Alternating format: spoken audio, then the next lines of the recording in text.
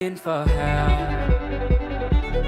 Welcome to J Silver Presents, where we present the best in esports from your favorite players. I'm joined by Massu of FlyQuest after they lost to Cloud9, but still they are third place and heading into playoffs. Massu, thank you for speaking with me after such a difficult game. How are you feeling after that game? Honestly, it was one of the harder losses. I think, especially when the game is really winnable, or you are in a good position to win the game and then you lose. It like hurts a lot more. So I'm mostly just frustrated, and yeah.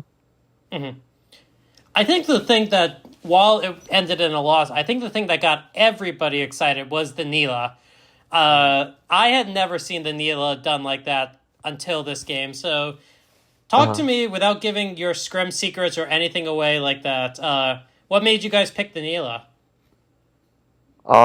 Without giving too much away, I just think she's in a good spot right now, and there's like a Korean player that plays Nilah a lot, and usually like I check his builds out and look if he's playing the champion, and if he's playing it, then it's probably good. So I tried it out. Mm-hmm. It seemed like it was pretty cool, but obviously, like you said, the game was a little tricky. So Yeah. walk me through your thoughts about what happened in this game. Um, I think the thing is playing Nilah into their comp is already quite difficult from the beginning, especially if we're on even advantages. Like nobody has an advantage. If the game is even, then it's hard for my champion to do too much. So we kind of were never able to get a fight when we were ahead, and then the game kept slowing down, which means there's Eri and Corky and Brand kept getting more items, and then it was kind of hard for us to find an angle to fight at that point, just because if we go in, we kind of just die. So yeah, that's why the game was tricky. Mm-hmm. And what about game one? Anything in particular happened? Because that game also was very close. Game one, I think we were doing pretty good up until the top fight. The top fight kind of flipped the game over, and then they were able to come back and just have control overall. But I think in another world, like if I 1v3 them, or if we played it just a bit better, then we would have easily won the first game. Mm-hmm. That makes sense. One of the things I wanted to ask you, as one of the better 80 carries in the league, is the kind of diversity of the 80 carry pool. We've been seeing champs. Hmm. Obviously, you had Zeri, you have Ezreal, you have, of course, I'm blanking on. Um, you get my point. There's a lot of 80 carries, Yeah. and we're even starting to see some misfortune. We haven't seen her yet in Uh North huh. America, but we've seen her in other regions. So, Hmm. from your perspective as an 80 carry, what's it like having such a diverse pool of champions that people can play?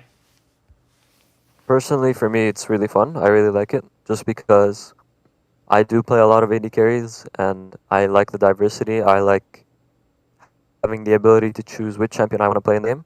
So whichever champ I think like fits best or has the most value in the game, I like picking that. And if the meta is not flexible enough, then you can only pick like two champs. But because this meta has so many viable champions that you can play, I can just choose whatever I want in the Mm-hmm. situation. Again, don't give any of your scrim secrets away, but I'm curious, is there an 80 carry that you wish you could play? Um, it's not really an AD carry, but if I had to choose, probably Karthus. Okay, I'd yeah, like to no. play that again. I do remember Karthus 80 carry being a thing, and it was so fun. Mm-hmm. Um, Yeah. I definitely died to a Requiem once or twice Yeah. from that. Let's go back a little bit, and I want to ask you some of the questions I asked Sniper, because both of you are Okay. considered the front runners for Rookie of the Split. You, in particular, definitely being a heavy favorite for the award. In such a Mm-hmm. short time that you've been in the LCS, you've not only made your first final, but you made your first international competition, as well as Yeah. competed in a couple other international competitions. So, what does it mean for you at such a beginning stage of your career to have such an opportunity as a rookie to do all these great things?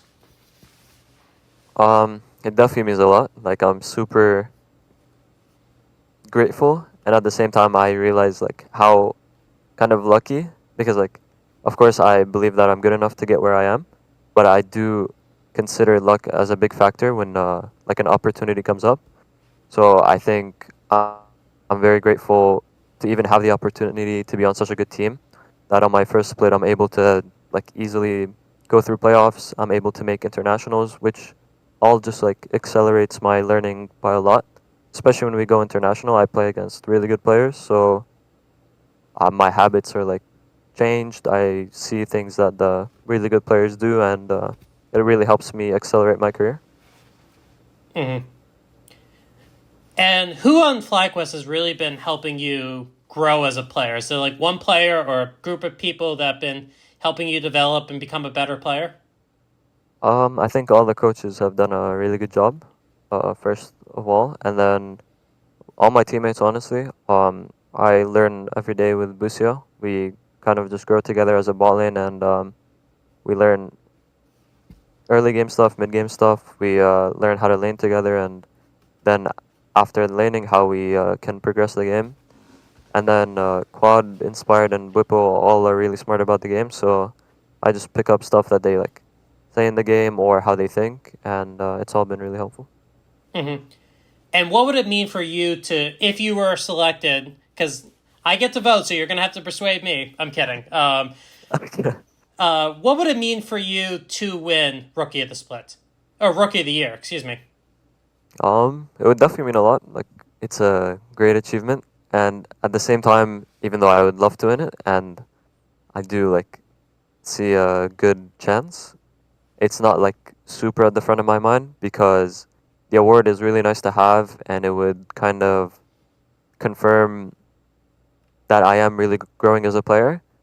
But I don't need that award for my own confidence, I guess. Like Mm-hmm. I can Gotcha. tell that I'm growing and getting better even if I didn't win. So Yeah, yeah, I can tell personally as someone who's been covering this esport for a good amount of time that you are definitely a player that has been growing a lot. So I really thank you, admire that you said that because I see thank you. it and a lot of us see it. I Um, appreciate it.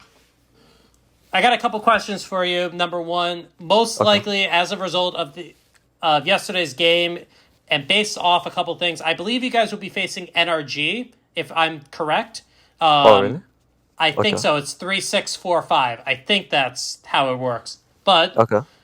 I'm not 100% sure. We'll find out later on. But I'm Yeah. curious if it's not NRG, or if you do want to face them again. Who is a team Mm. that you would really want to face off against in the next round of playoffs? Um.